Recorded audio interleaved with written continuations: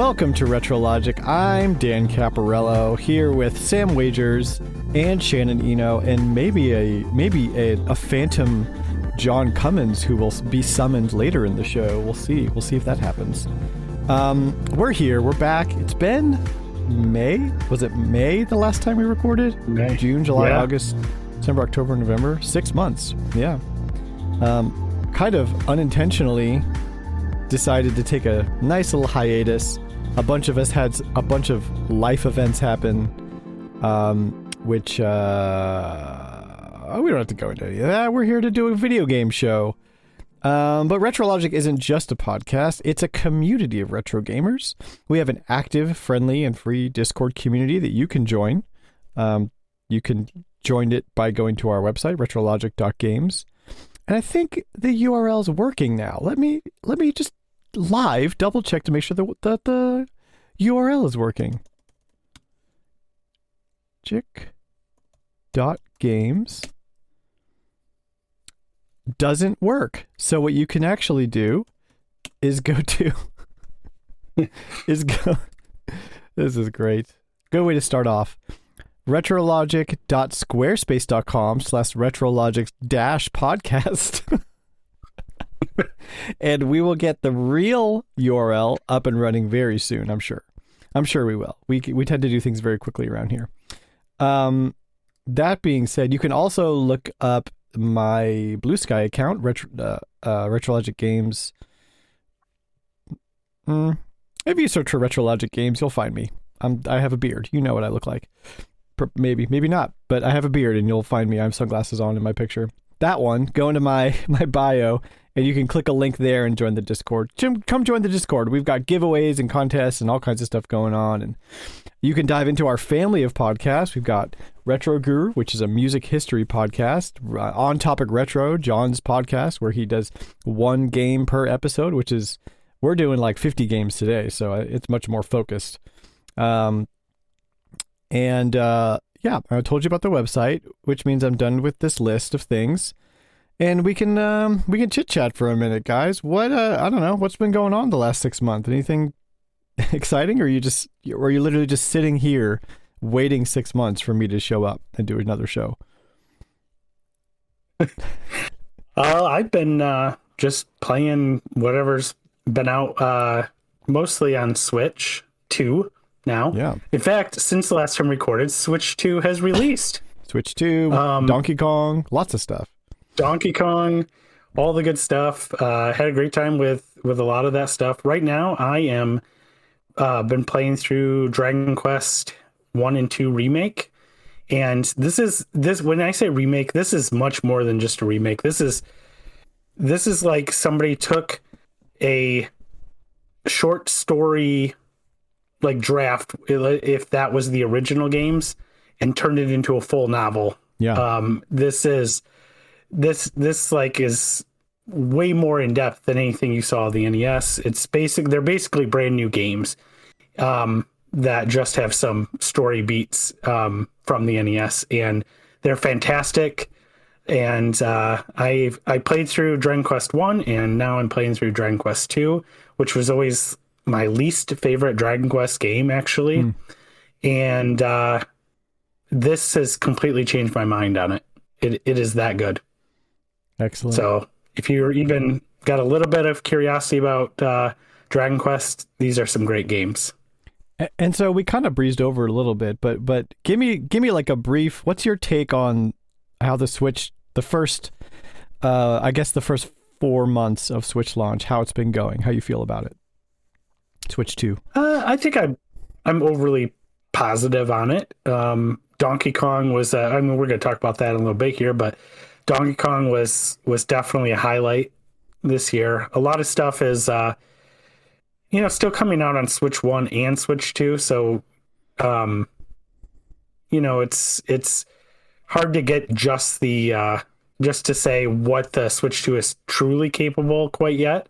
But I think we're starting to see a little bit of that. And we're only 6 months in, so right. Considering, I think it's pretty positive. I think Mario Kart is a lot of fun playing with a group of people, and we've done quite a bit of that over on over on the Nintendo Dad's channel, we've gotten quite a bit of time in with it. But I think that it's single player doesn't do a whole lot for me, if I'm being honest. But yeah, Donkey Kong definitely a huge highlight. Cool. Yeah. What about you, Sam? What have you been up to? And did you buy a Switch 2? And what is your quick take on the launch window? Yeah, I think overall, just because it's the hardware itself, especially externally, like the operating system, everything, it feels like I'm still playing the Switch. It just kind of feels like my Switch just got better. Mm-hmm. So in that sense, it almost feels more like a Game Boy Color kind of situation. Though I do think like the actual spec upgrade is probably a bit more substantial in this case. As far as the exclusive games, like I can't complain. Like we got Mario Kart, we got Donkey Kong, and most recently Kirby Air Riders, which I think a lot of people are sleeping on. I think that really right now probably is the best Switch 2 exclusive. Really? I've been playing a lot of that since last weekend. And I think Donkey Kong's really great. And a launch brand new Mario Kart with as much content as it has, I do feel like a lot of the like excitement for that faded fast, just with some of the weird like refusing to let people just race laps online. Mm-hmm. It kind of killed it for me. But I think there is a bit of that, like comparing it to Air Riders now, even though they're very different games, and I think there's room for both of them. But I've been playing a lot of games because, the U.S. government shut down and I was on furlough and I wasn't supposed to be working, so I didn't work a lot. And yeah, most recently, I actually played through the remainder. I had an old save, so I started like a quarter of the way in, but I played through Etrian Odyssey Nexus, which is a massive game. It's probably at least 50% longer than all the other games and is essentially a combination of all of the previous 5. Oh. So it reuses and remixes bosses, classes, and dungeons from the 5 previous games, which leads to like the greatest thing about it is like the party building, because there's 17 classes to choose from in this game, God. And all of them can subclass into each other. And it was beautiful. I basically had like the ultimate status party, which is something I love to do in Etrian Odyssey games because status ailments are actually like really good, and not just like a throwaway thing for the player characters. So yeah, it was great. And I pretty much trashed the final boss. There's a bunch of like post final boss, like there's the 3 dragons you can beat and then the level cap increases, but I think I'm done with it for now. It does have me kind of want to go back and finish 5, which I lost my save for. But yeah, I really like Etrian Odyssey, and I want to see Etrian Odyssey 6 or I guess 7, because they consider Nexus to be the 6th main game, so it would be weird, but maybe the next one's called 7. I don't know. I want to see that on Switch, a new Etrian Odyssey on Switch. We have the HD collection. Of course, I still haven't touched 2 and 3, so there's that as well. That's a lot of game. Very cool. Yep, in that package. Yeah, great. Yeah, I think I agree with Shannon on or both of you actually, but Sam, when you said that, like, it does kind of feel like, hey, my Switch got like way better overnight. There's not a ton that's different. And I think I didn't even really appreciate the powerhouse that it is until I was able to play through Cyberpunk on the Switch 2 on my TV. Then I was like, oh, okay. Like, we're playing like a modern video game, you know, because a lot of the Switch, like, as much as I love, like, you know, please don't take this as dogging on the Switch, but like, it struggled. It struggled. I mean, and there were some really great ports of modern games. And Nintendo games obviously look the best because they have like first party access to everything they need to compile and first access to magicians. Right, exactly. They made the freaking hardware, so they're magicians with it. But even Tears of the Kingdom, like you could start to tell that it was aging, but playing Cyberpunk like full spec like looked amazing on my giant TV. It was so beautiful. And that really changed it for me. It was like, okay, this is like serious business.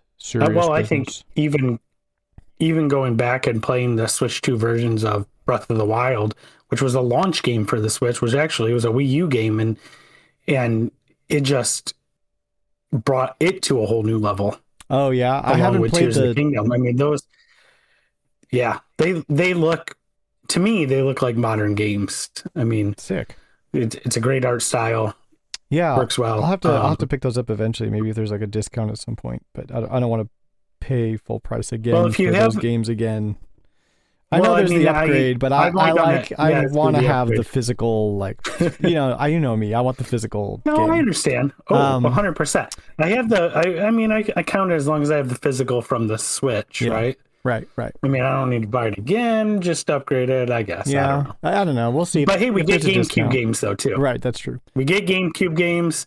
We get. I mean, you gotta subscribe, I suppose. And we are getting Virtual Boy. Which did we ever expect to get Virtual Boy games? Never. From Nintendo. The way they're doing it's really great though. I love they're using the VR from the Switch 1 to like make it work. Right. Obviously, I'm over the moon about Donkey Kong being a launch title. I agree with what you guys said about Mario Kart World, where I haven't picked it up. I haven't played it since Donkey Kong. Like once Donkey Kong came, I just put that away. I played a little bit with my kids. That's not entirely true, but not on my own exploring and doing stuff. Like I kind of finished it. Now I'm obsessed with Hades 2. Like I'm just that's my only game right now. I'm so into it. And it looks gorgeous on the Switch too. And runs great. I mean, that's an indie game, it's not trying to like push anything graphically. It's a gorgeous game as it is, but it still looks great. So yeah, overall happy with the Switch 2 as well. Great. Good. Wonderful. So we have a little bit of housekeeping to take care of. First of all, we're back, as you know already, but we're just going to say it here in housekeeping. And one of the new segments, episode style segment things we're going to start anyway is something that John and I used to do back in the early like single digit days of the podcast, where it was just us two, where we would have like a list of games on each other's backlogs and like challenge the other one to play through one of those games. And we're going to kind of do a twist on that, where we have given the group a list of 3 games on our backlog, and we're going to vote on what each of us is going to play. So we'll be doing that at the end of the episode. So you got to listen through. I guess you could fast forward, just jump to the end, but you don't want to do that. You want to go through the journey. You're a gamer. You want to experience the thing. Anyway, so that'll be really cool. And then hopefully Phantom John will jump in at some point and he'll also partake. But for now, we're going to jump into the Prices Retro, and we have a guest list this week, which is a fun way to kick things off. So let's go ahead and do that.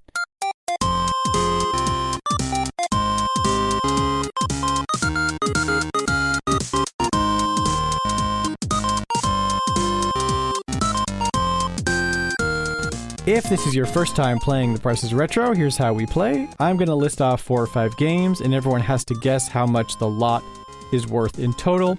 Whoever's closest to the actual value wins that round, and everyone has their own lists, and everyone else guesses on each other's lists, and at the end, the player that won the most rounds wins the episode. But watch out for our robot, Deus Guess Machina. He averages all of our guesses together for his own guess. Our dinosaur Leonard, who adds up the total of the original cost of the games at retail value, and that's his guess. And then Polterguest, who's our ghost, and he always guesses 300. Because that just seems to be a good, nice number that we always land on for some reason. So, if either of them get closer, then they as a group kind of win that episode, and then something terrible happens. I don't know what happens. Just the fates frown upon us. But we've got 3 of us, and we have a list from our good old friend Flightsy, one of our oldest fans. And so I think maybe we'll just go down this list and kick things off. Shannon, if you want to go ahead and go first, I'm going to pull up my notepad. Yeah. Kick her off. Wait, how do I? Okay. Yeah. Okay. All right. So before a little break, I was doing something where it was classic games from different Nintendo systems. And I'm going to kind of be continuing that. I've done an NES, a Super Nintendo list, and now I'm going to do a Game Boy Classic. So should be starting this off easy. These are not obscure games by any sense of imagination.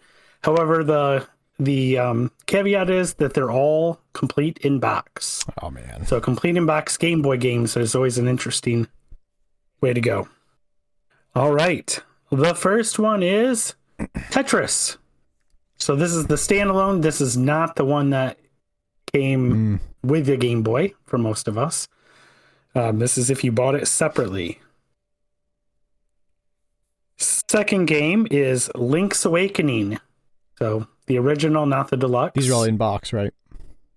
All in box, yep. Third one is Kirby's Dream Land. Fourth one is Super Mario Land 2. 6 golden coins. And the last one is Final Fantasy Legend 2.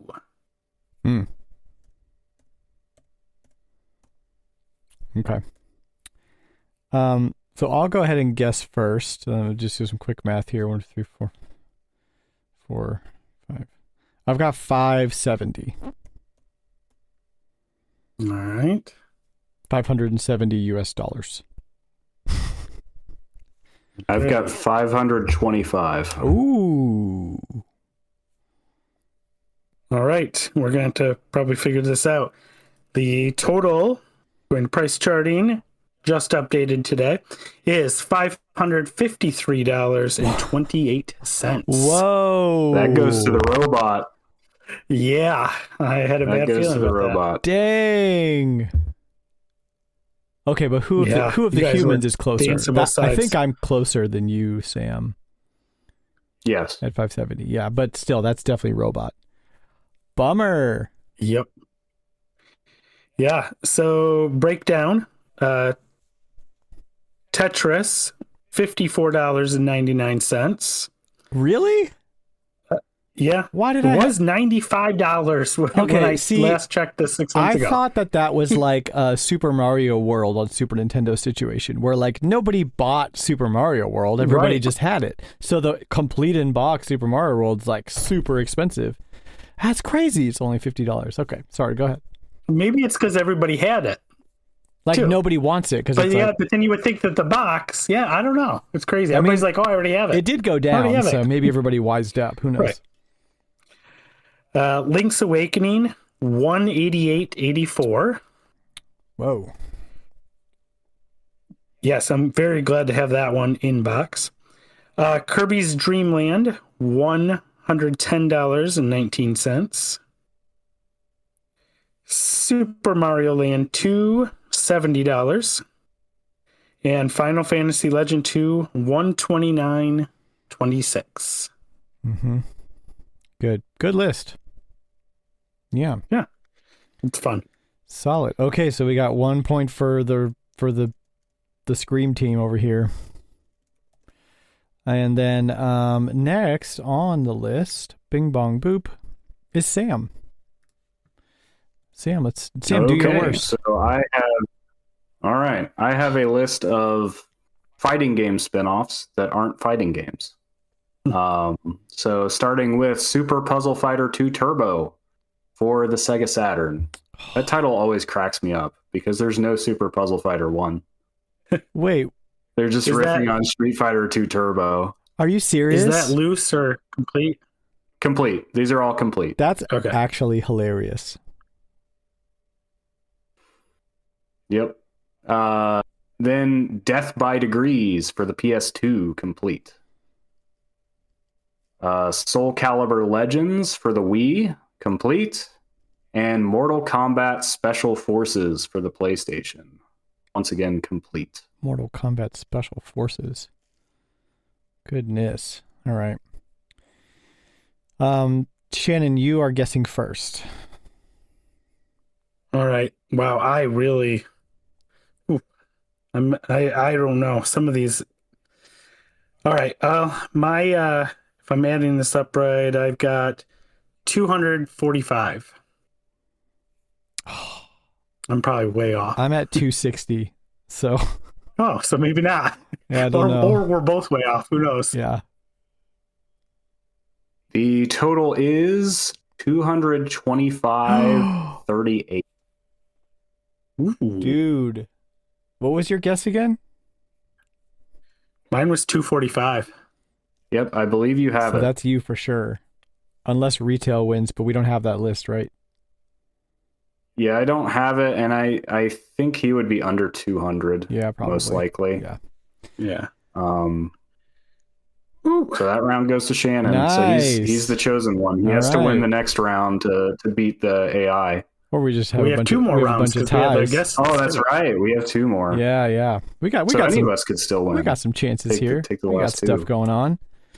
Okay, That's so right. we're gonna do my list. My list, since we're doing another Donkey Kong episode, is games that take place in a jungle. You know, just jungle games. Your normal thing. That's a thing. Oh, I didn't have the breakdown. Did we want the breakdown? Oh, on that? sorry. Go yeah. for it. I'm jumping ahead. I like Yeah. that. No problem. Super Puzzle Fighter 2 Turbo for the Saturn, 127.97. Yeah, That's the most expensive. I on the knew list. that one was gonna be. Death by Degrees for the PS2, 27.84. Mhm. Ooh, I was almost right. Soul Calibur Legends for the Wii, 962. Not a very costly one. Mortal Kombat Special Forces for the PlayStation, 59.95. See, that one was a wild card for me. That could have been $1. That could have been $50. You know, so yeah, Yep. that one was crazy. You just never know. Okay, so my list, again, jungle games. We have the Jungle Book for Super Nintendo. That is loose. We have Jungle Strike for the Super Nintendo, also loose. We have Littlest Pet Shop Jungle version for the Nintendo DS, complete in box. And George of the Jungle and the Secret... Sorry. George of the Jungle and the Search for... There's a lot of little words in this title. Hold on. Here we go. George of the Jungle and the Search for the Secret. Does that game win the record for the most uses of the word the? George of the Jungle and the Search for the Secret. What system is that on? That's on Wii. Sorry, complete in box. I'm just waiting for the remaster, George of the Jungle, and the Search for the Secret. The definitive edition. Definitive edition. Yeah. Mm-hmm. Nintendo Switch 2. Yeah. The Nintendo Switch Yeah. 2 Definitive Edition. There you go. It's the second one, so it's the Nice. sequel. The sequel. Okay. I think Sam's first on this one. Well, at the risk of undervaluing one of these immensely, I'm gonna just guess $45. All right. It's funny. I was worried about undervaluing too. I went 85, but All right. Total retail. one of these is going to be like $700 or something. Yeah, those are tough. Total retail value is $36.93. Giving it to Sam. Yeah. Yep, that goes to me. Very close. I mean, I even have to. George of the Jungle was $6. Littlest Pet Shop is $12. Jungle Strike is $10. Jungle Book is $8. So they're bottom of the barrel, but they all take place in a jungle, which is really, means they're all AAA amazing titles. So we've got one more point here going for Sam. I'm the only one who hasn't won a point yet, so there is still a possibility for us to win this. I think hopefully Flightsy did the list right so that it's not spoiled for me. It looks like he did, because that way I can also play. And I promise not to cheat. Right. It's not that big a deal for me. Okay, so Flightsy's list. He says the theme is Donkey Kong. It's appropriate. And we'll go through here and do our game. So game number 1, Donkey Kong for the Atari 400 complete in box. Donkey Kong for the ZX Spectrum complete in box. Oh gosh, one of these is going to be complete in box. Who knows? I know. Well, and like some of these are like $1, and some of them are just insane. Right. Donkey Kong for the TI-99 complete in box. Love you, Flightsy. Oh goodness gracious! He wanted to see us. He's like, we haven't done one of these in so long. He's making us suffer. And then game number 4, finally, Donkey Kong for the VIC-20 complete in box. Cool. I'm just going to throw some random numbers on this because I have no clue whatsoever. I'm just going to do that. Who goes first? Shannon, go ahead and go first. Somebody's just, Yeah. All right. I have $50. I'll just go $50 even. All right. I have no idea. I'm probably way over. I have $200, so somewhere in between 50 and 200 will land. I don't know. I feel like complete in box, one of these is, I have no idea either. So let's just make it interesting. I am going to guess $777 because that is the number of Bonandium gems in DK Bonanza. It's lucky. That's a good. I appreciate that. That's really wonderful. Should have guessed like 102 or something. So great. Let's look at the prices. Here we go. All right. So the total is $150.21. Okay, cool. So good. So it appears I won. Mm-hmm. Yay. And well, we got a two of these average. Two of these are more expensive than you would have thought. I took the bullet and completely destroyed the average for you guys. Yay. So you don't have to worry about that. Hey, everybody tied. Everybody got a point then. But what about the dinosaur though? That I guess we don't have access to that. We kind of don't. I don't think we have TI-88 on the spreadsheet anyway. Don't we group them all in like for the points anyway? I mean, the robot. Yeah. They work as a team, right? But so let's do the breakdown. It's possible that the dino would get closer. Right. The Atari 400 was $33. ZX Spectrum is $12. TI-99 is $53, and VIC-20 was $50. So, TI-99, VIC-20, yeah. Yeah, I mean those. Thank you. You never know what those. Though my original instinct was like, those are the systems nobody collects for, really. Right. Mm-hmm. But there's always the one, Yeah. He does have an explanation here that I'd like to read. He says, at one time I wondered what it would take to play all the games in the Mario franchise.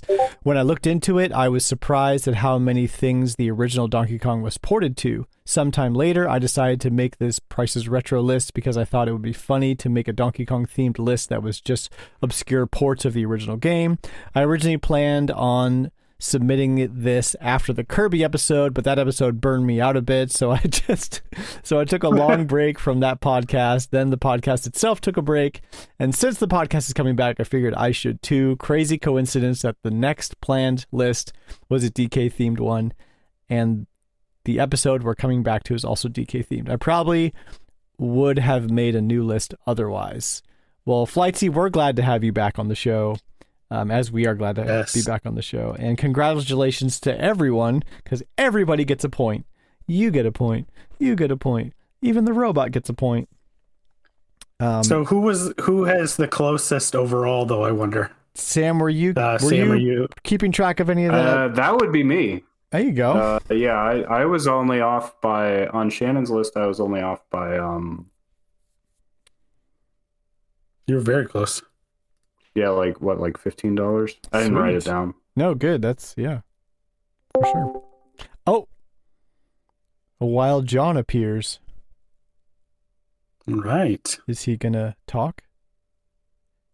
What's going on, guys? Hey, we summoned you from the Nether.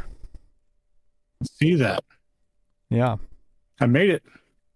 Barely. you just missed All right. Price is Retro, and everybody got a point. Including the The including rampage. the robot. Yep, Yeah. because Flightsy had a list, and it was great. But oh no, you didn't. You I'll didn't listen miss. back. You didn't miss the. You didn't miss the trivia card. So Shannon. Oh, the trivia question. Yeah, Yes. got to do the trivia Oh. question. Good. Just All in right. time. I thought this first one was kind of interesting here. So Nolan Bushnell, the co-founder of Atari, is also the founder of what chain of restaurants? Chuck E. Cheese. Oh, Correct. yeah. Chuck E. Cheese. Yes. That is right. I remember hearing that a long time ago, but filed somewhere in my brain. He was at Classic Game Nicely done. Fest last year and the year before, and half of his show is just Chuck E. Cheese stuff. So Wow. Yeah. Nice. he's All right. a good dude. What is the name of Solid Snake's twin brother in the Metal Gear franchise? Liquid Snake. Is it Liquid Snake? Is it? It is Liquid Snake. Bird? No. Okay. Gas Snake. Nicely done, Yeah, guys. Plasma Nicely done. Snake. Yeah. Plasma Snake sounds like a boss in Mega Man X. That does. Yeah, you're not wrong. All right. So now that we have our full crew, we have lots of Donkey Kong games to get through. We're going to take a quick break. Hopefully John doesn't wither away back into the Nether. He'll stick around. And when we come back, I already said we have Donkey Kong to talk about. So we'll go, and you stay, and we'll come back, and then we'll all come back together, and then we'll be a nice, big, happy DK bunch.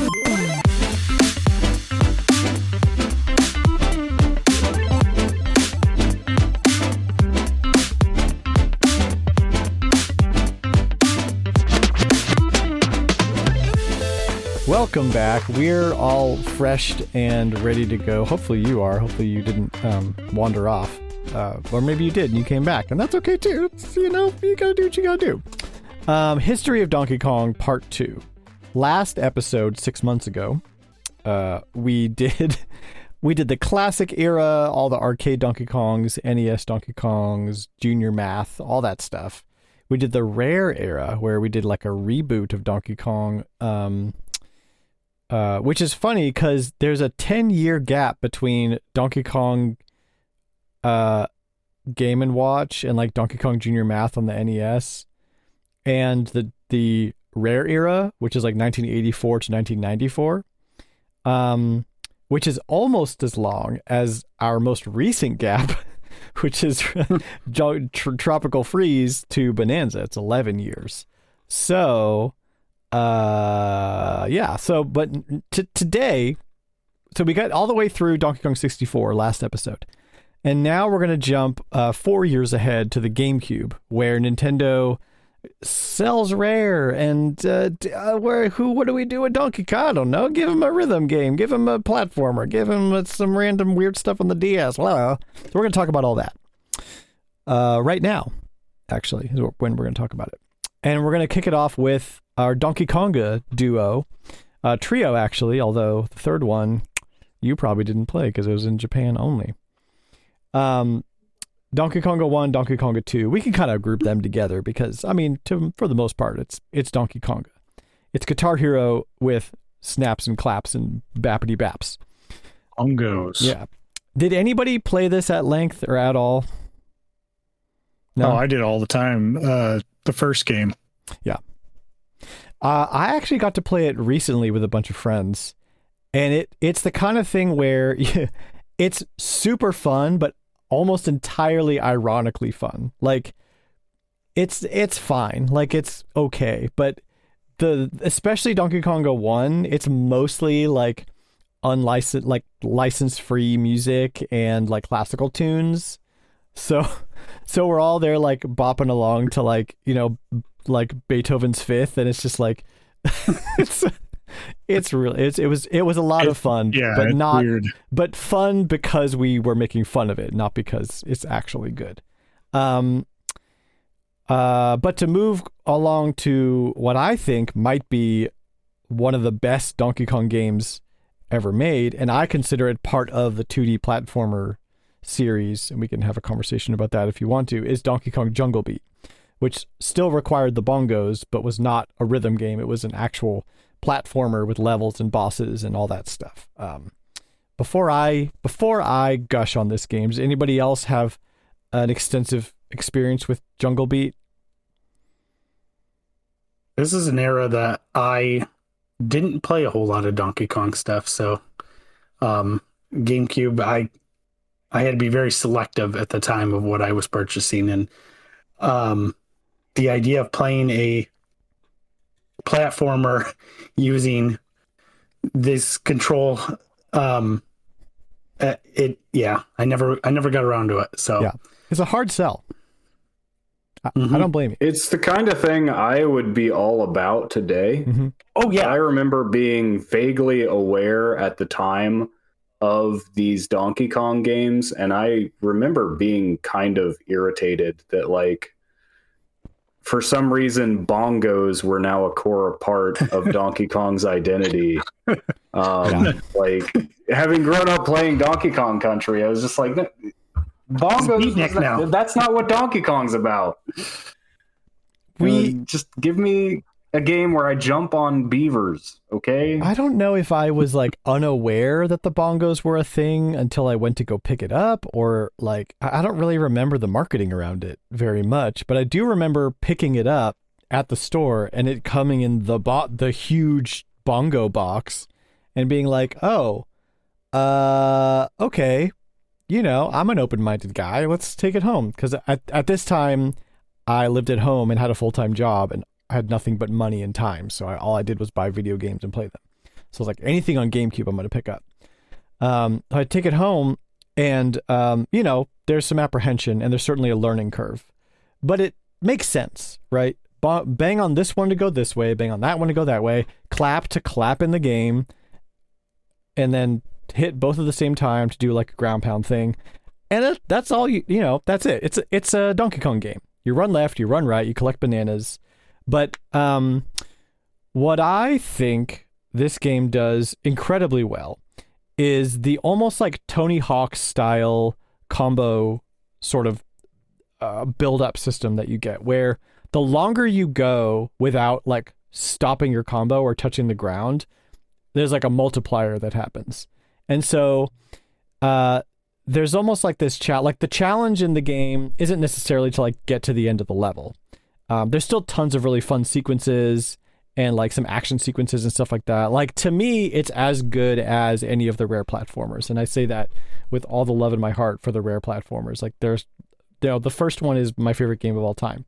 But, you know, it takes a lot of DNA from those games and kind of puts it into a new sort of form factor. So the kind of challenge with Jungle Beat is getting as many bananas in the level as possible, and you do that by comboing all of your sort of moves together and knowing, God, it's so hard to explain because it really is like Tony Hawk, like where you kind of get momentum and you kind of go and you grab onto a leaf and you have to hit the bongos really fast to spin yourself around fast on the leaf, and then it launches you in the air, and you clap at the right time to collect the bananas in the bubble, and then you don't land, you do like another clap to grab the next leaf, and now you're comboing off of that leaf onto another thing, and then you land on a rhino and you smash through a wall.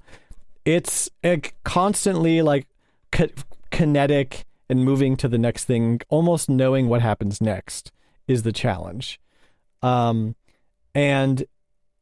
It just feels really good to play. Like, when you get in like the zone with this game, it's very zen. Like, it's very like kind of fluid, and It's so shocking to me that this worked so well, but you look at the pedigree of the development of this game, and it's Koizumi, who does Mario Sunshine, Mario Odyssey, Mario Galaxy, and you're like, okay, so there were some chops behind this game. It wasn't like a throwaway project. It was very much you could tell there was love poured into the development of this game. If you get the opportunity, if you haven't and you have a GameCube or a Wii, I highly recommend getting the GameCube version over the Wii version. The Wii version's fine, but it forgoes the entire bongo system altogether for like a more traditional like platformer control, which I think loses a lot of the charm of the game. So I recommend spending the $50, get some bongos, get the game, and don't cheapen out on Donkey Kong Jungle Beat. Okay, I'm gonna go, guys. Bye. That was all I wanted to say.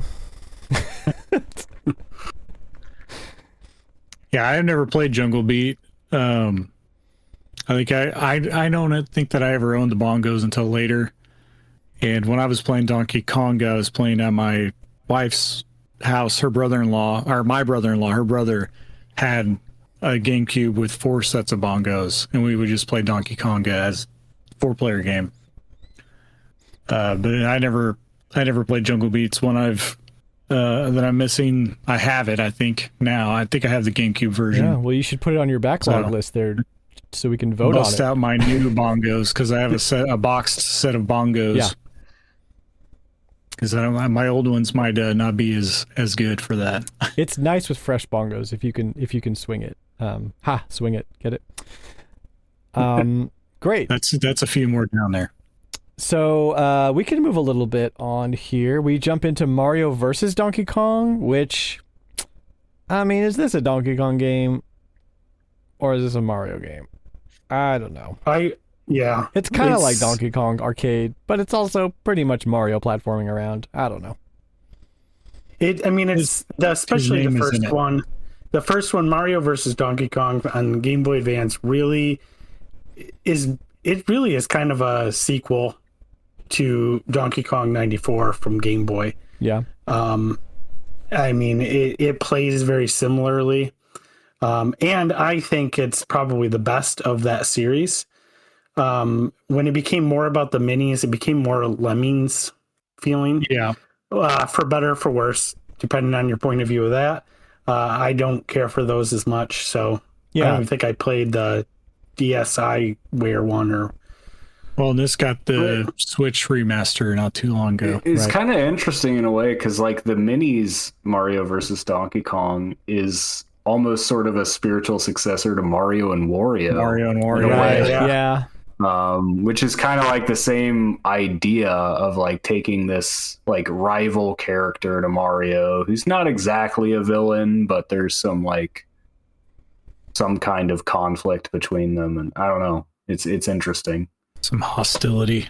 Yeah, I don't know. I enjoy these games, all of them, for different. They're all fairly different and have different kind of twists on the formula. But it's basically like a Mario puzzle platformer. Donkey Kong doesn't really play into it as much. So, now King of Swing is pure Donkey Kong, but it's not great. Did anybody else have experience with that? I actually like King of Swing a lot. It's a very limited game. There's not really, it's just really short, and especially the baseline game is quite forgiving, especially in the way that they managed health. That's probably like my biggest criticism of it. As somebody who wants games to have challenge, is the way health works in this game is you collect bananas all the time, and at any point in a level you can press A to eat bananas and regain your health, and you're usually sitting on a giant horde of bananas because you're Donkey Kong, and so that almost means like taking damage almost doesn't matter for a typical playthrough. Now if you beat the game, I think you have to collect all the medals. You unlock Diddy mode, where you play through as Diddy Kong, and almost all the bananas are gone. So you basically don't recover. So Donkey Kong ate them all. And you have very limited access to the other use of bananas, which is like the super boost mode. But the interesting thing about this is it's also a reboot of Clu Clu Land, essentially. That's actually the inspiration for the peg mechanic. Yeah. So for those who don't know and haven't played, this game controls in a very kind of bizarre way, where the L and R buttons grip a peg for Donkey Kong to climb, and you'll rotate around clockwise or counterclockwise depending on which hand is holding on to something. You can hold both and then do like a fling upward, or in any direction. Actually, any direction DK is facing. So it takes some time to get used to, but I always found it very interesting. This is the same mechanic that returns for DK Jungle Climber on the DS later. Yeah, which which really I think did more with it. I enjoyed Jungle Climber more than I did King of Swing, and I think maybe just the more varying like level types and different things you can do made it more interesting for me. There's just more content to the game. Yeah, that too. The one thing I will say is that King of Swing, I think, has a really cool art style.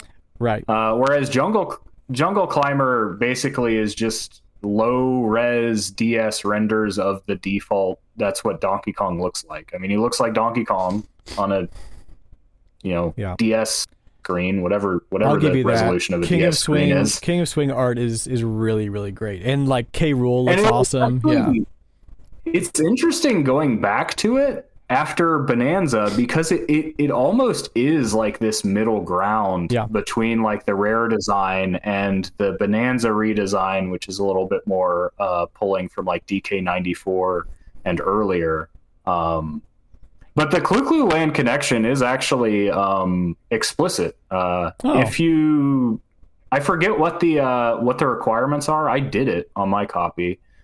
You actually can unlock bubbles as a playable character in the bonus mode. That's awesome. And that mode's actually pretty cool. I actually really want this game to come to NSO because there were several different modes for up to 4 players that had playable characters you can only play in those modes. You can play versus CPUs, which is how I played it, and it's pretty fun.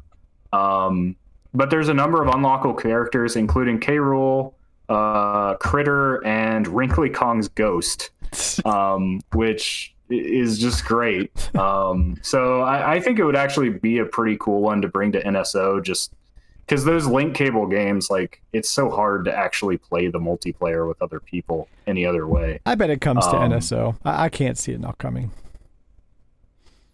Seems like but yeah, and I mean, while we're on the topic, Jungle Climber, of course, is great. I think it is like the more fully realized version of King of Swing's mechanics. Yeah. And oddly enough, I was playing Bonanza recently, and for a second I thought they were referencing Jungle Climber, because on the DK Island DLC where you can explore, there's like a floating island up high, and there's this Fractone on it who's shaped like a banana. And I literally from a distance thought it was Xananab from Jungle Climber. So there's a alien who just looks like a banana. That's part of Jungle Climber's very weird and not very well thought out story. And I was like, is this Jungle Climber's, banana alien? And it's not. It's just a Fractone who has a banana shape. But excellent. I thought that was funny.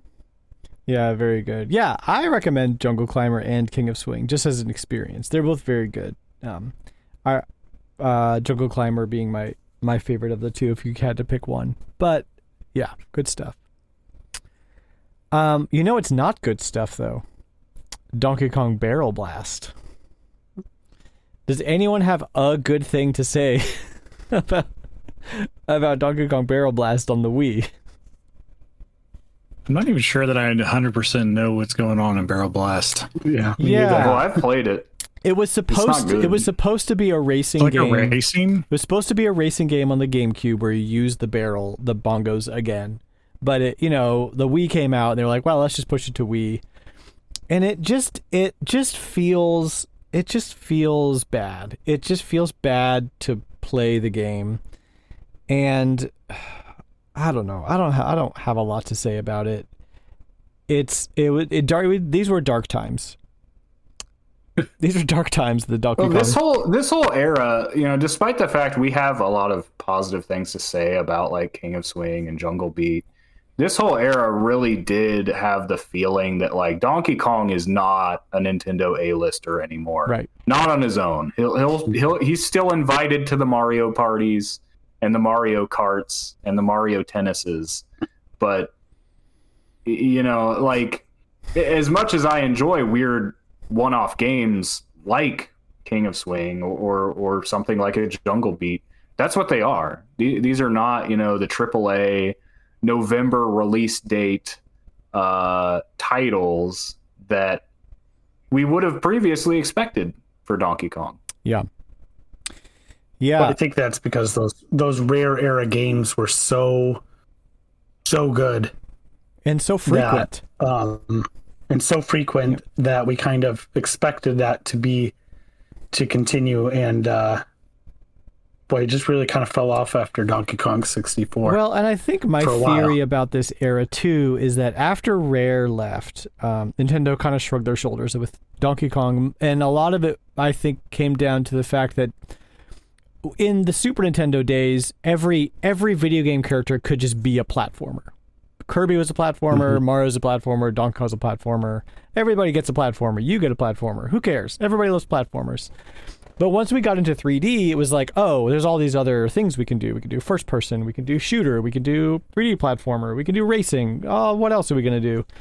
And when every sort of IP of Nintendo was sort of fitting themselves into this slot, Donkey Kong and Mario just kind of found themselves in the same little bubble there, and because unlike Kirby, where Kirby's kind of, I don't know, Kirby sometimes kind of feels like a second party character where like Nintendo doesn't really like handle that. It's very much like a well, and there's the involvement of Hal. Right. They pretty much let Hal do that, just like and that was rare with Donkey Kong back in the day. But since they came back to Nintendo and they were like, well, we already have 3D platformer guy and we have 2D platformers, so like, what are we gonna do? And it took a decade for Rare to come along and be like, let's have Donkey Kong be Retro Studios. For Retro Studios to come along in 2010 and say, let's have Donkey Kong be the tough as nails 2D platformer guy for Nintendo. Which, thank God for Retro Studios and their dedication and polish and relationship with Nintendo, because Donkey Kong Country Returns is a masterpiece. What a freaking return, honestly, to greatness for Donkey Kong. You play it today, and it helps, and it's a little bit aged compared to like even Tropical Freeze. But at the time, like mind blowing how well this game, the attention to detail is staggering. The backgrounds and the music and what's going on the screen while you're moving, and like the set pieces, and it's an insanely good 2D platformer with a story to tell from a gameplay perspective. And it helps too that 2D platformers came back at this time, because really, I mean, even on the Game Boy Advance, which is pretty well suited to them, you didn't have, at least for its premier games, you didn't have a whole lot of 2D platformers, right? And there was a pronounced reluctance to make 2D platformers on the N64, the GameCube. Yeah. I mean, certainly they existed, but they were not what was hot, what was they weren't popular. the norm. Yeah. Whereas in the Wii era specifically, Nintendo really went back to that well, and they said, okay, we're going to make new Super Mario Bros. We're going to make Kirby Return to Dreamland, and we're going to make Donkey Kong Country Returns. Well, it's cool to see too, because you had Barrel Blast, but that was a GameCube game. And it took them, the Wii was what, 2006? So around 2009, 2010 is when you start to see like these are Wii centric games. Like these are games developed with the hardware in mind, pushing it to its limits, which is what Donkey Kong Returns is as well. Like, and because Mario still had his 2D like versions of, he had his new Super Mario Bros. Situation. It was good. Yeah, but that was more of a party game at that point. Like it's easy and fun and whatever. But beating Donkey Kong Country Returns is a feat. That's a tough game. It is a tough game. But I gotta tell you, it's probably the toughest game that I love. Right. Because I'm not one for overly difficult games. Like you're not gonna see me playing Souls-like games. I don't really like something that's challenging just for the sake of it being challenging. And I mean, I think it's great that those games exist for the people who do love that. But there's something about these retro Donkey Kong games, though, that as tough as they are, I will sit there and keep at it because it controls so well. It feels so good. I really don't have anything negative I could say either, other than I'm not a huge fan of the newer enemies and bosses and compared to the Rare era, but that's okay, right? Like they're not awful. They're just not. They don't quite have the same. Especially the Tikis. I like the Snowmads. Yeah. The Snowmads are pretty cool. I think if they stuck with them, they could have developed them into something. I don't think they needed to, but they were a big upgrade from the Tikis. Couldn't agree more. Tikis were fine. Tikis filled a hole. I don't know why we didn't have K. Rool, but here we are, Tikis. But to transition to Tropical Freeze, which is like commonly referred to as one of the best 2D platformers of all time, and I tend to agree that it's up there, at least a top 5. They just took the set piece thing to a whole new level. I mean, the level of detail in the backgrounds and the way the music coincides with what's happening on the screen and all of the like multiple play styles that you have now with Cranky Kong and all that. It's just such a joy. And like you said, Shannon, it's hard. Like you're going to play the same level 6 or 7 times in the later game and you're going to have fun. Unless you play funky mode. Unless you're funky. Unless you play funky mode. Right. If you're on the Switch, you get funky mode, which is great too. I'm glad they did that because it's intimidating. And there are people who would drop off and be like, well, I don't want to, you know what I mean? Or like, I can't let my 8-year-old play it because she's going to be like, Dad, Donkey Kong sucks. I'd be like, listen, no, first of all, but play as funky. Well, I was going to say, this is the only reason why Returns feels bad now is because Tropical Freeze exists. I mean, it's hard to go back because it does so many things better. It just kind of improved on every aspect of it. So it's really hard to kind of go back to that one now. And I also just want to comment on how well Retro gave Donkey Kong a different platforming feel than Mario, because where Mario is like an acrobat, Donkey Kong has like girth and weight. And you really feel that when you're playing. Like, he doesn't have a super high jump or like a backflip. He's very much like, here's my jump. Good luck. He does get, if you got Diddy, you got a little jetpack, and that's nice. That was nice of them. But your landing is just like, boom, and you're able to kind of use that weight to your advantage in a lot of ways. And like the roll, very cool. So I'm just glad he had his own identity as a 2D platformer. And they really used Donkey Kong's sort of persona well. That and minecart levels. Oh man, let's talk about really hard. So good, but like so fun. I'll do a minecart level though over those barrel levels though. If I had to nitpick, I'm not a fan of those barrel levels where you're having to like time it just perfectly. Stay, I don't know, just perfect. Yeah. I don't know. I never minded them. Rough. Maybe it's because maybe it's because the music during them is such a bop. Yeah, that is true. Yeah. See, maybe that's why I like playing those levels over and over again, because I'm like, hey, I get to listen to this song again. What's bad about this? So during this era, there were a few other Mario versus Donkey Kong games, but like I said, they're fine. They're whatever. So 2014 was Tropical Freeze, and then Donkey Kong was literally frozen for. We had a re-release because on Switch. Retro can't handle Donkey Kong and Metroid at the same time. Well, they weren't even working on Metroid until that's true. way later. So they had like little side projects, like they helped with Mario Kart and they helped with something else. But they well, I remember all the speculation. Oh yeah, as to what Retro was working on, and there were a lot of people who were like, "I'm going to be mad if it's another Donkey Kong." I remember. platform. And I'm like, I remember one time You're crazy. They tweeted that was the best platformer ever. Yeah. I remember one time they tweeted like they were eating brisket or something, and somebody was like, "It's prime beef. They're gonna make Metroid Prime. It's a clue." And everybody from Texas was like, "That's brisket. That's not prime. You're an idiot."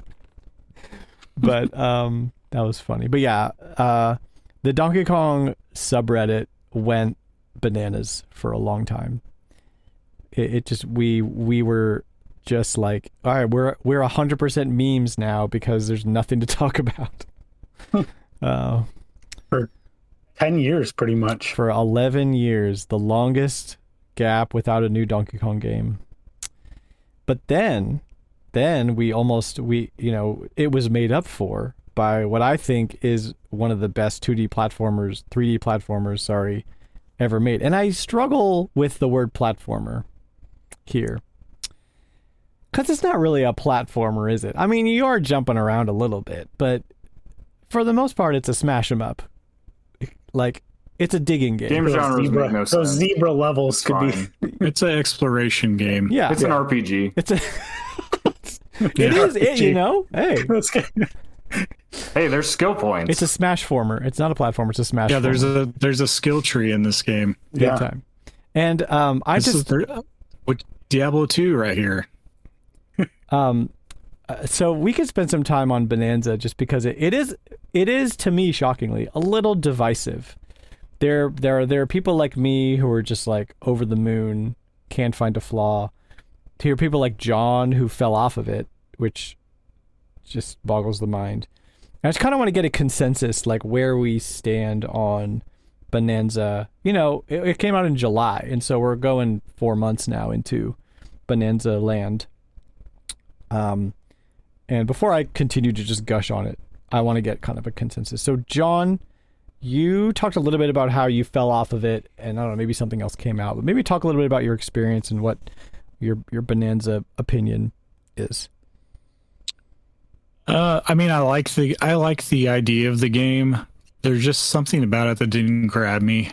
And I still to this day cannot even figure that out what it is. But I played it for, I don't know, maybe 5 or 6 hours is what I got into it. And it wasn't even really that I got pulled away by anything, because I think I started playing Pikmin 4 afterwards, just because I hadn't played it either.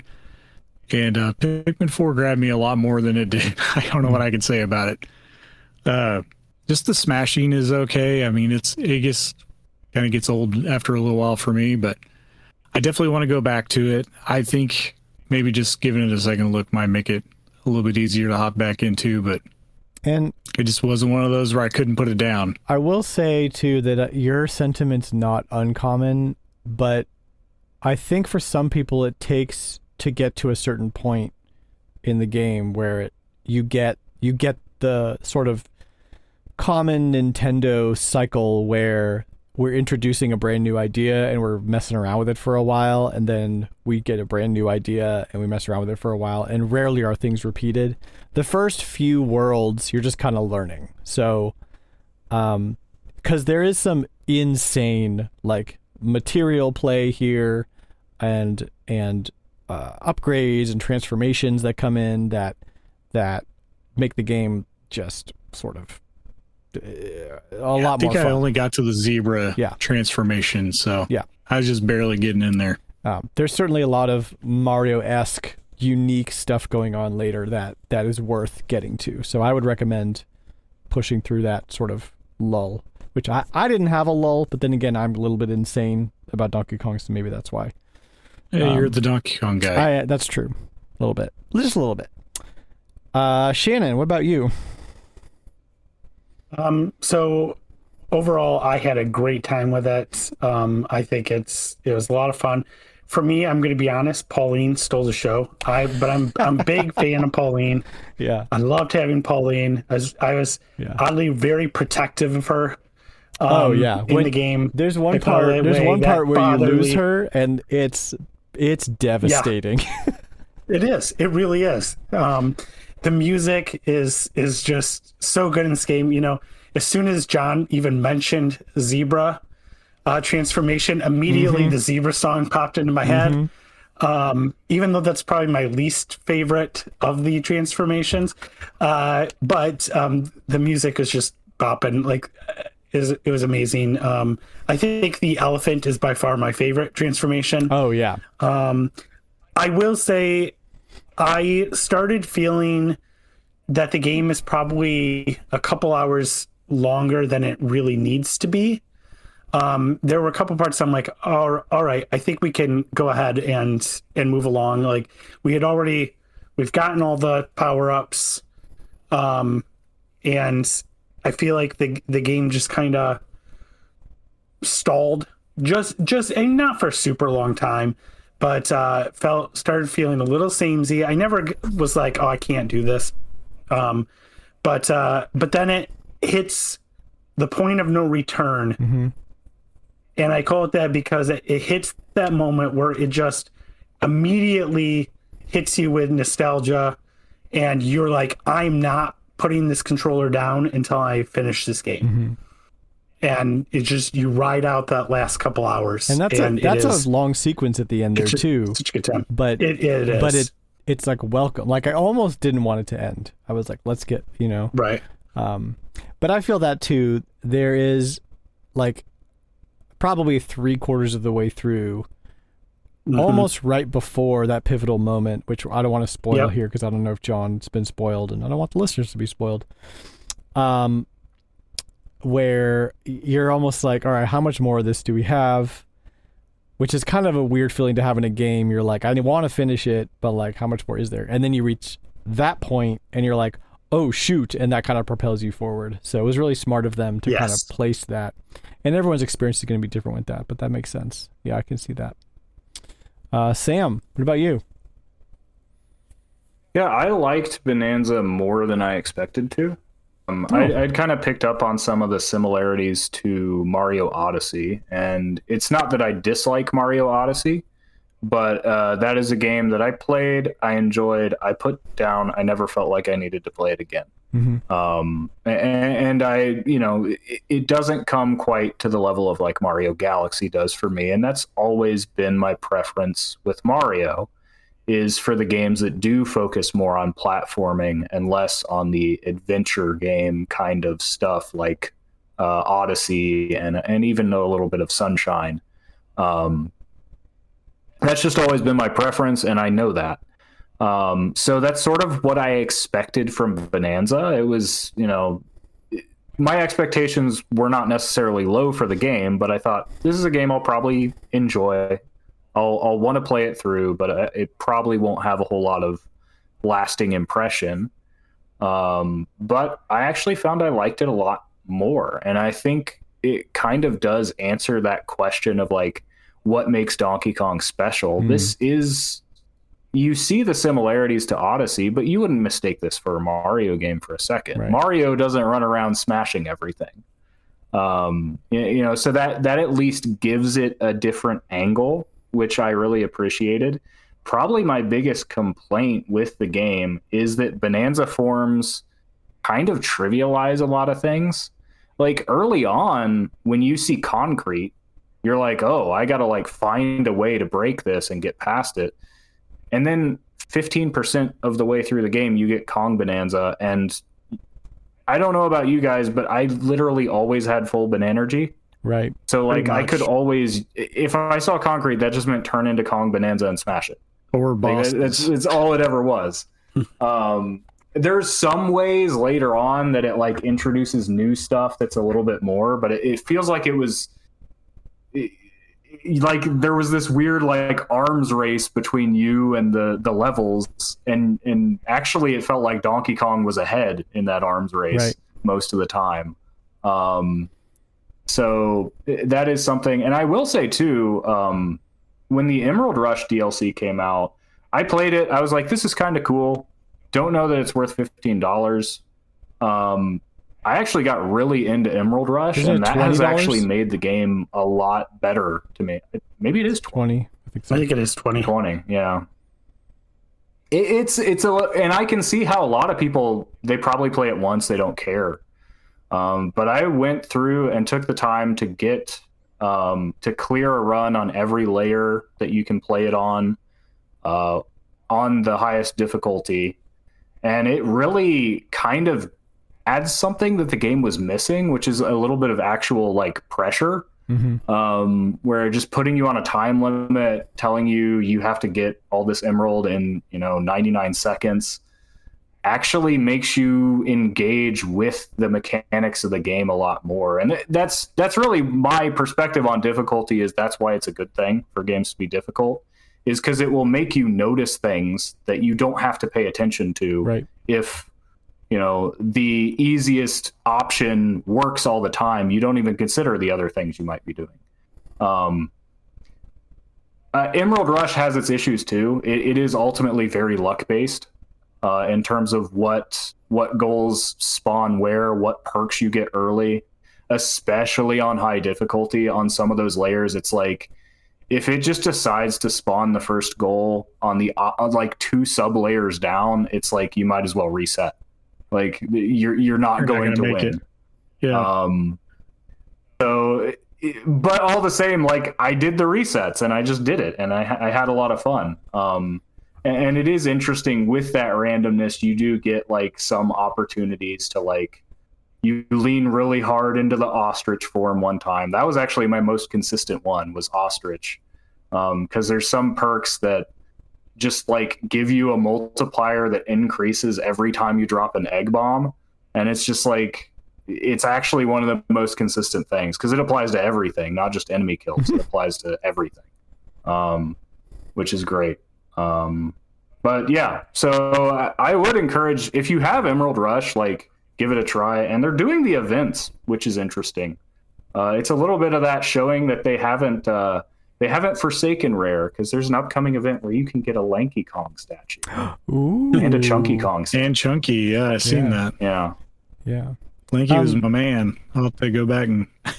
I think Donkey Kong Bonanza does an interesting job of the typical Nintendo thing with difficulty, where they never want to make it like so hard that they're sort of, I don't want to say core player base, but they make it kid-ish friendly for most of their first party games, that a 10, 12-year-old could figure this thing out. But they also want to make sure that we're taken care of. And so what they usually do is they'll put like, here's the insanely hard collectible situation you have to get if you really want to beat the game. And that's for us grown-ups. And that seemed like it was a challenge with Bonanza due to the nature of the exploration, because it can be hard to like know where to go in some layers. You're like, there's icons and there's like, ways to like, you could just traverse around, and they do a good sort of very good map system. Good map system, and they do a good sort of Breath of the Wild thing where they'll put like cool stuff in the distance, and you want to go figure out how to get there and do the cool thing. The map is actually probably the like number one thing in the game that makes me think, oh yeah, you could not have made this for Switch 1. Right. Yeah, it's pretty insane. Right. Because that updates in real time. If you smash something, it shows up on that 3D model of the map. You can zoom in on it. So that was a huge challenge, and I think they did about as good as you can with this kind of game, because you're right. Up until sort of late game, you're kind of just having fun going through and not really worried about much of a challenge. Aside from like, there were a couple boss battles that gave me a hard time. That's probably a me thing. Also, my underuse of the transformations was also me like being annoyed at how to switch between them. Like, I didn't like that I had to do like the little bottom D-pad to do that. I don't know, whatever. It was such a minor problem. But I totally agree with you, Sam, that especially later in the game and especially post-game, your ability to utilize Donkey Kong frenetically is way more important. And like, hopefully you mastered some of that, or you're going to have to now, because now you're in post-game and the challenges are definitely more challenging. So I don't know what else to say. It's 10 out of 10 as far as I'm concerned. Are we going to get a Bonanza 2, or are we just Donkey Kong going to be dead for another decade?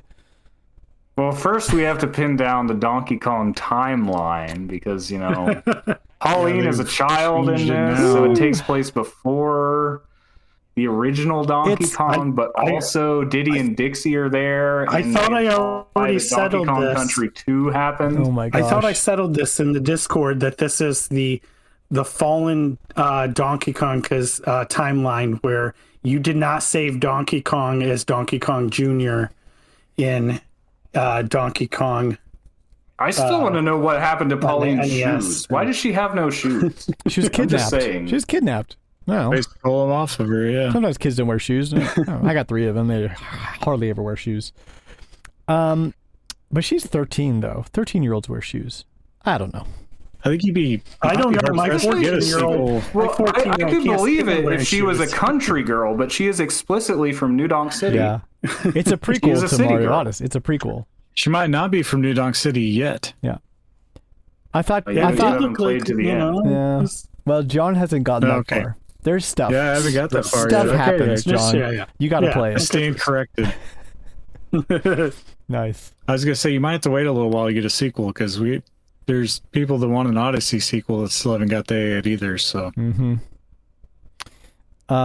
it's been 8 years. Good deal. Well, we do have some community couch questions from 6 months ago that we could dig into. Did you guys already do the backlog thing? No, we waited for you. Oh, We did nice. tease Do you it. want to do that before we get to community couch? Sure. Community couch is mostly Donkey Kong stuff, but we could go. We jump around. Why not? Yeah, let's vote now. Really throw them off. Okay. So we each. I'll explain it again because whatever. I wasn't here. I need an explanation. Yeah, John, do you even know what's going on? No, you're a ghost. I'm lost. We each submitted 3 games off of our personal backlog, and we are now going to vote as a group on which game we are going to play individually. And then as we beat them, we will have segments on the show in the future where we'll talk about our experience. These are all retro games. Like, none of these are newer than like Wii. So that'll be a fun thingy ding to do. And we'll just go in the order you have here, Sam. I like it. So we'll start with Spider Shan's list. Spider Shan, why don't you just go down your list? Just give us a brief little. Why haven't you played these games? All right. So the first game on my list is actually the original Luigi's Mansion. When I got my GameCube, it was a little bit into the GameCube's life, and so there were other choices, and a one-player Luigi game just didn't really speak to me at the time. So it just kind of passed me by, and I never got around to playing it. And now with it being accessible on the GameCube Virtual Console, I'm ready to possibly play that one. Second game on my list is Secret of Mana. It is a game that I've started multiple times. I've always been interested. It's a game that should be right up my alley for the Super Nintendo. But I just have never gotten more than probably an hour or so into it. I don't know why exactly, but it's always been one that I've definitely wanted to go back and finish. And the third one is Kirby and the Amazing Mirror. And that's just like, again, for the GBA, something that just I never got around to picking up and playing initially. We did play some of it multiplayer on a Nintendo Dad's NSO night. Sam was one of the guys playing it, and I was like, Is Amazing "This could Mirror be interesting." the remake of Kirby's Adventure? No, I don't that's, believe so. No. Nightmare in Oh, Dreamland. sorry. Okay, sorry. Go ahead. No, it's okay. I was confused by the whole thing. It seems more of almost like a Metrovania type Kirby game. And so I thought, you know what? This is something I should get back around to playing and just trying to dig in a little more. So those are my three initial choices on Backlog game. So let's see what you guys want me to play. Sweet. All right. So, I don't know how we want to do this. We'll just go around a circle, I guess. I'll go first. I will vote for Luigi's Mansion. I don't like this game, so good luck. All right. John, go ahead. I was actually also going to go Luigi's Mansion, but it's because I like this game. Okay. It's a really Well, good it game. sounds I like think you'll enjoy it'll it. be an interesting discussion once he plays it. That's I actually right. haven't played Luigi's Mansion, the first game, either. I've played 2 and 3, so maybe I should have put it on mine. It's Another so time. good. And it's quick. It's a nice one to hop into because you can generally beat it in I think it's 3 or 4 hours if you get in it. Yeah. I think I just fight the controls too much. I'm not a fan of those controls. All right, so it looks like, Shan, you're playing Luigi's Mansion. Are you doing the Switch 2 NSO version? Yes. All right. You got Yes. With the game, I'll hook up my GameCube controllers and Sweet. yeah. All Give it a right. shot. Can't wait to hear about that. All right. So I'll do some kind of mark here for that's the one. So my games are A Link to the Past for Super Nintendo. Also a game I started probably half a dozen times with the intention of playing it, and then just something came up. I don't know. Something came out or something else. I wanted to play Donkey Kong Country again. I don't know, whatever. I own it on Super Nintendo, so I would love to play it there. Maybe I'll play it on NSO for convenience sake, so I actually end up doing it and not just say it. But happy to jump into it. I love Zelda. Can't imagine I wouldn't enjoy this. Love Link's Awakening, so come on, let's do it. My next one is almost the total opposite of this, which is 18-wheeler American Pro Trucker for the GameCube, or for the Dreamcast. It's a Sega arcade game where you're a trucker and you drive a truck. Why not? I like Crazy Taxi. Let's give it a try. I own it on Dreamcast. It's looks fun. Sure, why the hell not? And then finally, Drill Dozer on Game Boy Advance, which I own on Game Boy Advance, would play it on Game Boy Advance, and I started it, and I haven't had time to really jump into actually playing it with intention, so I would love to be forced to do that, especially considering the price I paid for it. So, I will leave it to you, panel, to tell me what to play. John, do you want to go first? I think you got to play A Link to the Past here. I think it just is out of the 3, it's the must play. Okay. Got one vote for Link to the Past. As curious as I am about 18-wheeler American Pro Trucker, We'll leave it on there. I think Link to the Past is... Okay. I think we know what Shannon's going to vote for. I was going to say, let's see here. My favorite game of all time, 18-wheeler. or Link to the Past. No, I'm just kidding. I have to go Link to the Past. It's a necessity, right? And I say play it with a guy. Don't try to be a hero that's I got to figure everything out myself. Yeah. Don't be a hero, Link. That's right. I mean, I've played it so many times. I play it every year. I can't wait for you to play it. And I'd be a little concerned if you only ever played like 3D Zelda games and like this was like, like you might not, but because you love Link's Awakening so much, I think you'll have a good time here. I'm sure I will. I have high hopes, and I believe they'll be met. So yeah, looking forward to it. I think it would be great if we leave the other two games on there, and so next round we'll just slot another one in there, because I really want someone to make me play 18-wheeler American Pro Trucker. So. All right, Sam, your turn with your games. All right, my games are Zack and Wiki, The Quest for Barbaros Treasure. Nice. I've had this game a long time, and I famously don't care much for like point-and-click adventure type games, but this is one that I think could break me, unless we count Marvelous Another Treasure Island. But that's very light on the point-and-click elements. It's really more like a Zelda game. So yeah, I've always been kind of curious about it. At least that's my understanding. My understanding of it is that it's like a point and click adventure, but it has a lot of like mini games and puzzles and stuff. Made by Capcom. I like a lot of Capcom stuff. I also have Legend of the River King, which has been on my memory card on my analog pocket for a long time, and I have considered playing it. I think I've booted it up a couple times, but never really did much of anything except go through like the intro of the story, and that's like it.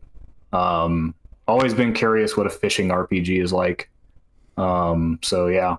And then lastly, Grabbed by the Ghoulies, because I bought Dan's Xbox a little while back and got a lot of games with it, so my backlog will likely continue to feature Xbox games for some time. Nice. Very good. Good list. I love Zack and Wiki, but I also love point-and-click adventures. So I don't know. It's very light point-and-click adventure, like you said, more puzzly. Shannon, you are going to vote first. Ooh, for me, Zack and Wiki is something that I've always wanted to pick up and play. But I'm actually going to go with Legend of the River King. Nice. I really want to hear about that's a game that I've always had a kind of a fascination with as well, and I've always loved to hear somebody that's actually played it. So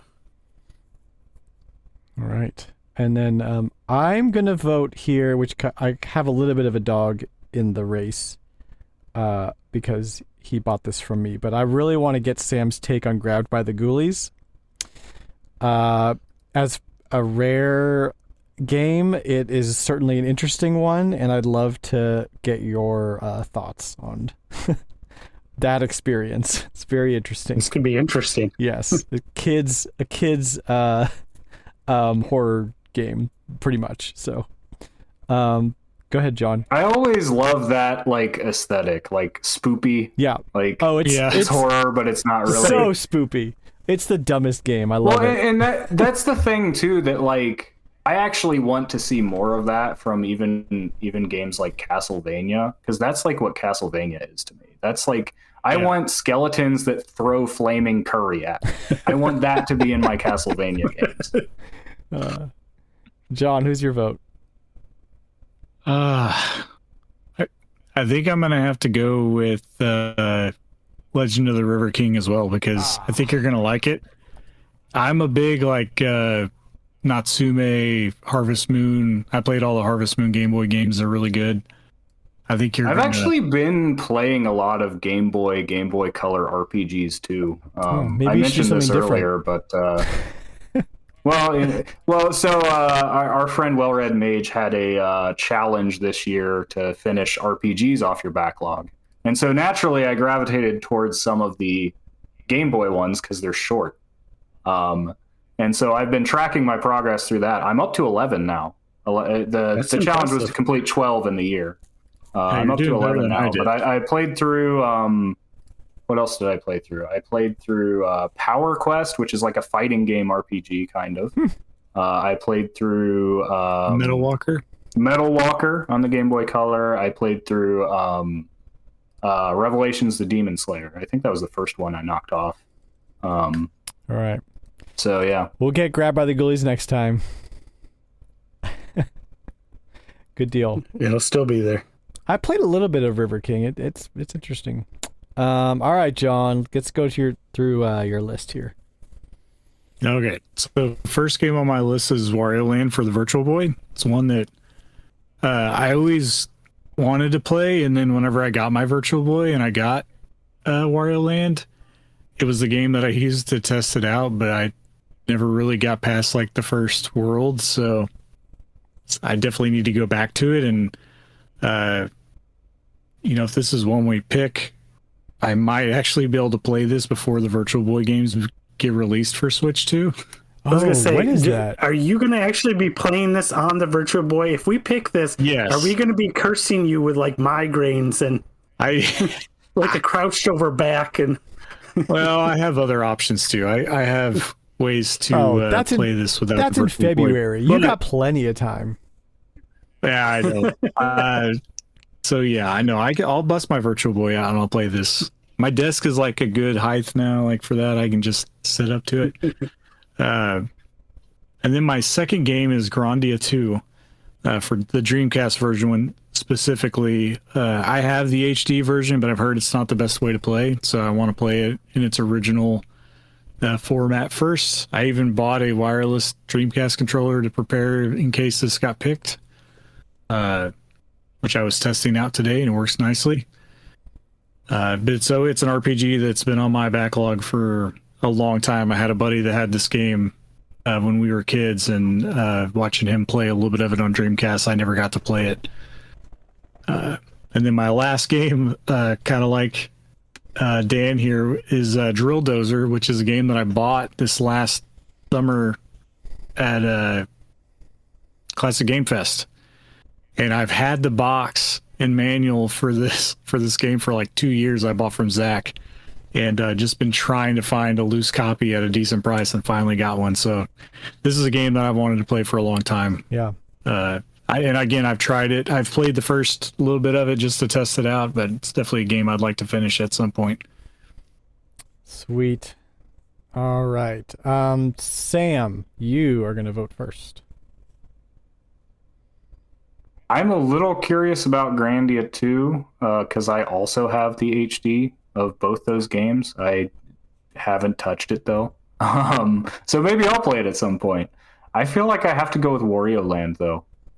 He just wants me to give us the authentic Virtual Boy experience. Out of pure principle. You can tell us how it compares if you get the Nintendo accessory. Nice. Yeah, so Grandia 2 is a top 3 RPG of all time for me personally. I think it still has my favorite battle system of any RPG. It's definitely cheesy as far as RPGs go, like story-wise. And I love the characters, and it's really fun to explore the world. They did a really great job with that. But for sure, this game sings in the battle system. So I'm going to vote for Wario Land. oh boy. Shannon, what are you going to vote for? It doesn't really make a difference here. No, but I want to hear. Doesn't really make a difference. Let's hear you out, though. Also, I think it would be cool for Sam and I to play Drill Dozer at the same time. So maybe we could plan that. Yeah. I think that would be kind of cool for you guys to do that one if that works out, to do that at the same time.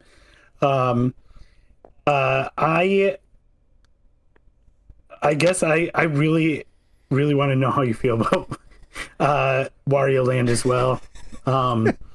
I just feel bad. I'll have to dust off the old Virtual Boy. It's been a while. Make sure it works. I Is it feel bad that recapped? we're making you do this. Actually, yes, I had mine recapped. Sweet. Good. I bought it and only one side of the unit worked.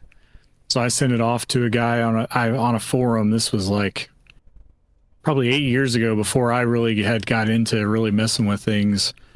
And this guy's like, yeah, I do it for $50. You just send it to me and I'll take care of it. And I was like, okay, sounds good. It's worked perfectly ever since. Sick. Just promise He's us a that virtual man you'll now. take breaks while playing it, though. Oh, Yeah, don't try to play it all at once. I have to take breaks. Yeah. He's got glasses, man. He's gonna be worse. Nintendo learned that lesson with the 3DS. Hey, maybe- like all wait. those games would just tell you to take breaks. Maybe it'll fix your vision. Maybe you'll walk away and be like, "Why is it so Yeah. blurry?" And you Come take your back, glasses I'll be off good. like Spider-Man. That's right. I really want you to play Grandia too because I think you'll agree that the battle system really sings. But yeah, for sure, Wario Land is. Oh, I don't know how long Wario Land is, so maybe I'll play some Grandia 2 after I get done. In Good deal. preparation of you picking that next time. So the next time we do this, just for our listeners, this is also going to include a community vote element. So stay tuned for that in the upcoming episodes. Also, you're not expected to beat this game by the next episode, guys. You don't have to. That's going to be crazy. So just, when you get to a good place, if you beat it, or if you're like, I don't want to play this anymore, that's fine too. We'll have a whole discussion about the game, and that'll be fun. So just to recap, Shannon is playing Luigi's Mansion on the GameCube. He's going to do it on NSO on the Switch. I'm playing A Link to the Past. I own it on the Super Nintendo, but I'm probably going to just play it on Switch for convenience sake. Also, that that rewind and that save state is really nice. I'm a dad of 3, so you'll have to forgive me if I don't play it in the most pure form. Sue me. Sam is gonna play Legend of the River King on Game Boy Color. You're playing it on your little Probably play it on the analog pocket. Sweet. And then John is gonna play Wario Land, raw dogging it with the Virtual Boy. I mean, I just looked it up. It's only 2.5 hours long. Oh yeah. So, Do that in one sitting. Split it up over the next, yeah. 5 minutes. I think Dan has the longest game. 5 minutes a on here. day. Yeah, for sure. Well, I don't know. Legend of the River King probably has some girth to it. And I just looked it up. It's 8 to 10 hours for the main story. Oh, I for sure then. Yeah. Well, Link to the Past, especially if you're using a guide, you've got less than 10 hours, probably closer to 8, especially if you're using a guide. Yeah, but for Zelda games, I tend to do a lot of farting around, so we'll see. I mean, maybe I'll just burn through it, but it depends on how much fun I'm having. How long to beat says 15 to 16 hours Yeah. Really? for Link to the Past. Yeah. Maybe it's just because I've played it so many Yeah, times. you're doing I can get through it in speedruns like here. less than 6 hours, and so Oh, Shan. Oh, it's not 10 hours? Weird. it's not that long. I'm just so good at it. Well, I just know where everything's at, so I just zip right through. that's hilarious. Like even with a guide, you're gonna come across some things that are kind of puzzling at first. Maybe, Yeah, and I don't. guess The so. way I use guides is that I won't look something up until I'm like about to like jump out a window. Like I really want to like get the experience of it. So, but I would love to find a paper guide, like an actual genuine Nintendo Power guide, because there's something about I don't know. Maybe it's because I'm 40. But like looking up on the internet how to beat a very specific part of a game without having to either read an entire wiki to get there or like watch somebody's dumb playthrough and scrub through it, it's just annoying. Like it's literally just like, come on, like I just need this one thing. But a paper guide, for some reason, I feel like I did this with Super Metroid. It was real easy to be like, this world, I did this, okay, here, do this, done. And it's like so easy. Plus there's like something tactile about it. I don't know, man. I don't know. The internet's so bananas. So I would love to. I have one. They're like $110 now. Can I just have yours? Just send it. Do I have? No, I have Majora's Mask. I don't have. I think I only paid like $25 for it, but it's been like a good 7 or 8 years ago. 25. You just gotta find maybe some scans of it somewhere. It's still digital. Print Here's them what I'll do. off. I'll just print it. And just print them I'll off. just print. Yeah, we'll figure it Yeah. out. And you know what? Maybe having to Google it will deter me from actually like wanting to use the guide. Anyway, we're not done. You just have to dig through those boxes at Classic Game Fest because I found gold in there, man. I bought this Lolo 3 guide for $5. It's worth almost $200 now. Mm-hmm. You just got to dig around. There's people just leaving. They have no idea what they even have in the box. We'll see how that goes. I probably won't be able to snag a paper guide in time to like do it for a reasonable price. I don't know what else. We'll see. Whatever. I bet there's a good comprehensive web guide out there that doesn't make you go through the whole, like, I'm sure it's not the text document like we used to get from GameFAQs. Like, there's better ones out there now, I guarantee it. A scan honestly would be better. So maybe I'll just find that. Maybe the video game archive or whatever. Oh, I guarantee. Yeah, go to the Internet Archives. There's a scan out there. I actually kind of prefer GameFAQs because these days everything's a video. Yeah, I can't control F a video. I don't like the video. Yeah, I would rather not do a video. Let's burn through this community couch real quick, and then we'll wrap it up because we are pushing 2 hours. Who wants to listen to me for 2 hours? I don't. Okay, so our very own John Cummins gave us a comment. This was 6 months ago. Let's see if it's still topical. It says, tomorrow's episode will be a DK history episode, so give us your thoughts on DK as a whole. Oh, this is him asking the question. Great. Oh, that's the setup question. Very good. Thank you. The question is, give us your thoughts on Donkey Kong. Very good. Thanks, John. Okay, so Flighty writes in, and he says, I've only beaten one DK game, that being Donkey Kong Country 2, because of Retro Rewind. It was a super fun experience. I got 100% on that game, and I only had to look up how to get one collectible. It was really interesting trying to decode the hints the game gives you to find some of those treasures. Other than that, I have played around half of Tropical Freeze, and I remember enjoying it as well. I also had one of the Mario vs. DK games as a kid, and I remember having a lot of fun with it. Bonanza looks really cool and interesting. I think that will be a fun game. 100%ing Donkey Kong Country 2 is not like an easy thing to do. So props to. But did he 102%? I was going to say 100 or 102%. Yeah, I think he. Or is it 101? I can't remember. I think it's 102. It's 102 because it's 101, then 102, and then in DKC3 it's 103. Right. 103. Yeah, that's what I thought. Right. So props to Flighty for that. That is the best of them. That's still my favorite Donkey Kong game if I had to just pick one. Masterpiece. I'll be honest. Masterpiece for sure. Mm-hmm. Yep. Does anyone else have the notes up? Do they want to read Steven's? Yeah, I can. Go for it. Steven says DK might be my favorite Nintendo character. Woo! I'm a sucker for platformers, most likely because of playing the Donkey Kong Country trilogy as a kid. DK94 was most likely my first since it came out just before Donkey Kong Country. I love what I've seen of Bonanza, but I'm purposely not watching too much because I want to be surprised.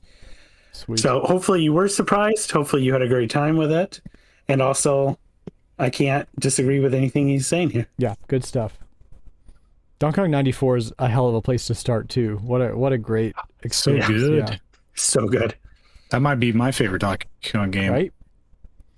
Adam. Might be my favorite Game Boy game. It's honestly, if not for Pokemon for me, but it's probably second place.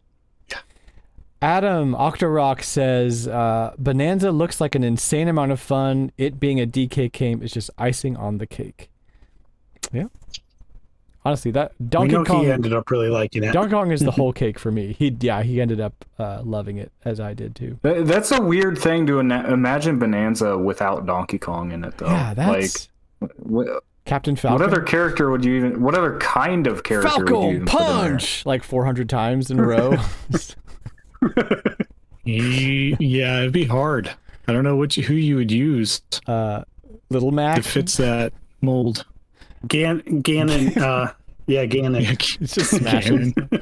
He's just Ganondorf.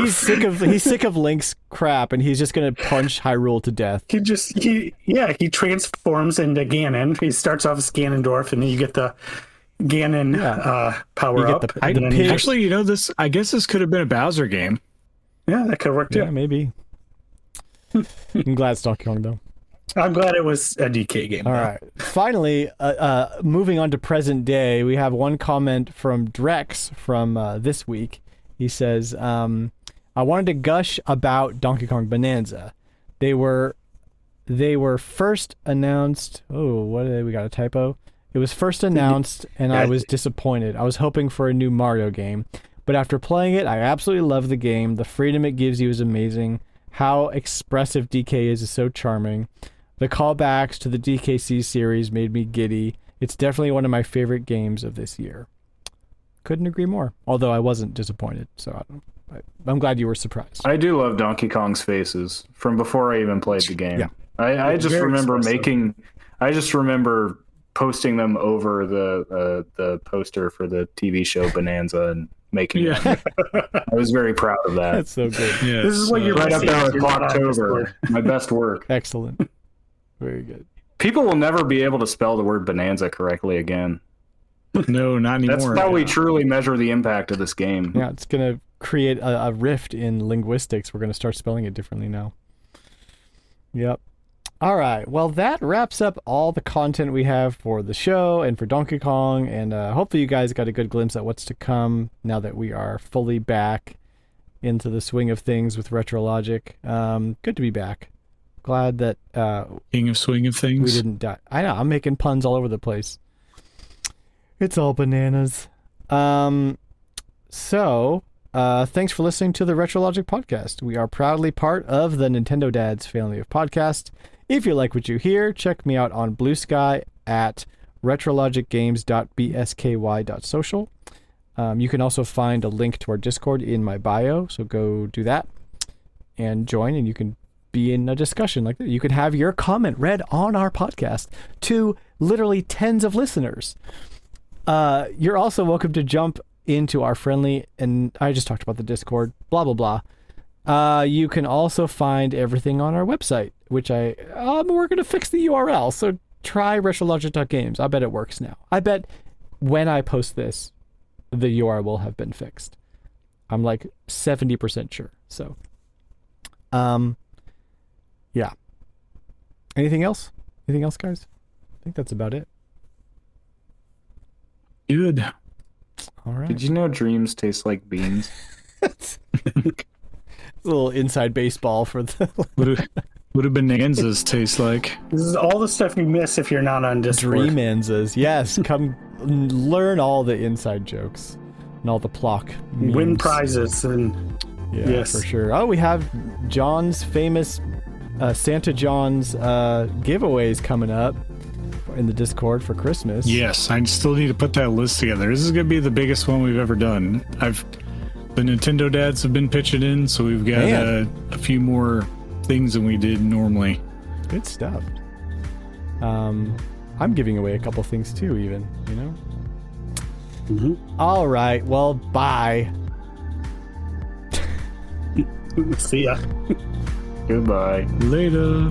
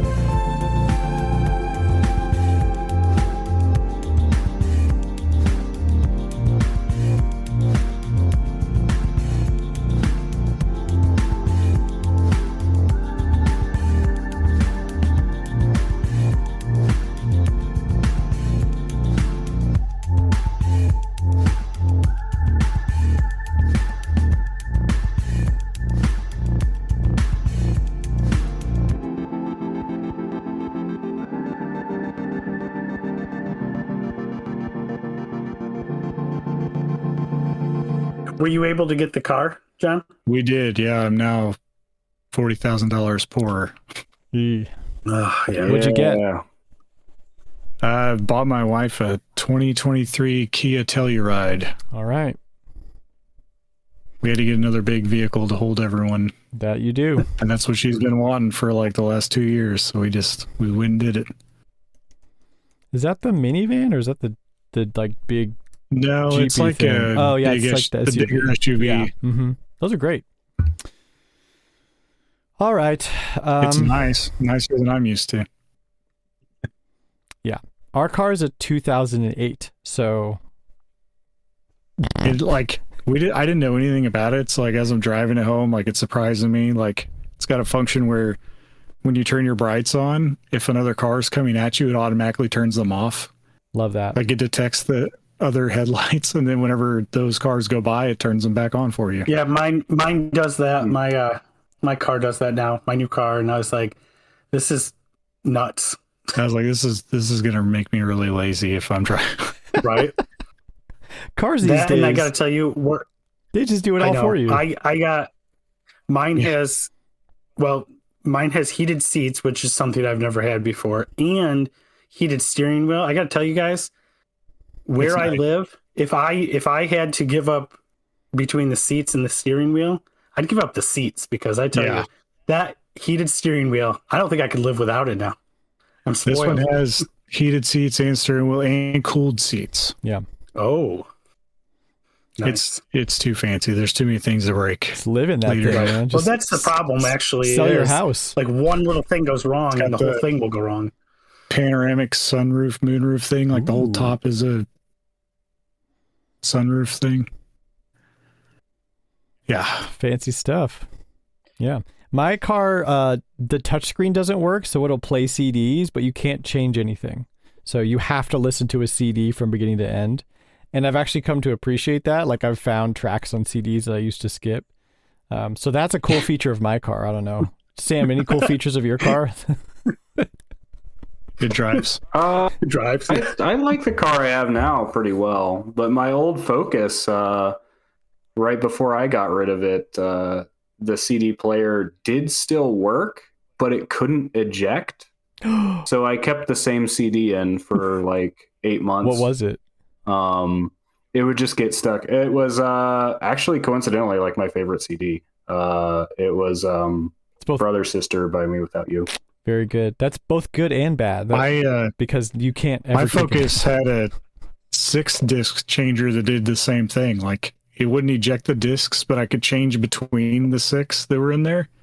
So yeah, it must have been a Focus thing. I don't know. My wife's car, you can't, like, when we got it, it had whoever the owner was, all 6 of their CDs in there, but it was nothing I wanted to listen to. So I took them all out. But you can't put a CD in. It like kind of takes it and spits it back out. So there's no CDs for her. Yeah, well, like in this case, I hit eject one time and it just got stuck ejecting, and I was like, is there a way to fish it out? And I kind of like tried a couple things. Yeah. And then eventually I just like took like a paper clip or something and pushed it back in, and I'm like, okay, well, it's playing now. This is better than nothing. I have this in the radio. You don't want to risk breaking the CD and then not be able to hear anything. Yeah. You really know that CD. Exactly.